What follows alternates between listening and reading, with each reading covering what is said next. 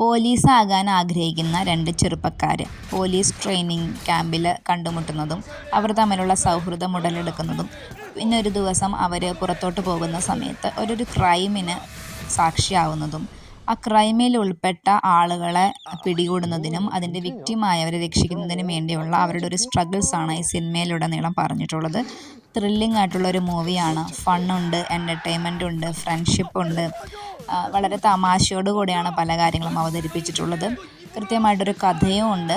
അതുകൊണ്ട് തന്നെ വളരെ ത്രില്ലിംഗ് ആയിട്ട് അവസാനം വരെ കണ്ടിരിക്കാൻ പറ്റുന്ന ഒരു മനോഹരമായിട്ടുള്ളൊരു സിനിമയാണ്.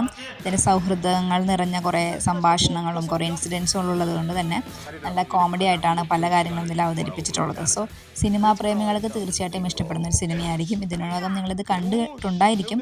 എങ്കിൽ തന്നെയും കണ്ടിട്ടില്ലാത്തവർ തീർച്ചയായിട്ടും ഈ സിനിമ കാണുക. പരിശീലനം കിട്ടിക്കൊണ്ടിരിക്കുക മാത്രം ചെയ്യുന്ന രണ്ട് വിദ്യാർത്ഥികളാണ് അവർ. എങ്കിലും ഒരു വലിയ ക്രൈം നടക്കുന്ന ഒരു കാര്യത്തിൽ ഇൻവോൾവ് ആവുകയും വലിയ ശക്തരായ എതിരാളികൾ നേരിടുകയും ചെയ്യുന്ന കുറേ മുഹൂർത്തങ്ങൾ അടിപൊളിയായിട്ട് ഫണ്ണിലൂടെ നമുക്ക് കാണിച്ചു തന്നിട്ടുണ്ട്. അതുപോലെ അടിപൊളി ഫൈറ്റ് രംഗങ്ങൾ ഈ സിനിമയ്ക്കകത്തുണ്ട്. നല്ല സൗഹൃദത്തിൻ്റെ നിമിഷങ്ങളുണ്ട്. സോ ഈ സിനിമ എന്തായാലും നിങ്ങൾക്ക് ഇഷ്ടപ്പെടും. മിഡ് നൈറ്റ് റണ്ണേഴ്സ് എന്നാണ് സിനിമയുടെ പേര്. കണ്ടിട്ടില്ലാത്തവർ തീർച്ചയായിട്ടും കാണാം. Thank you so much.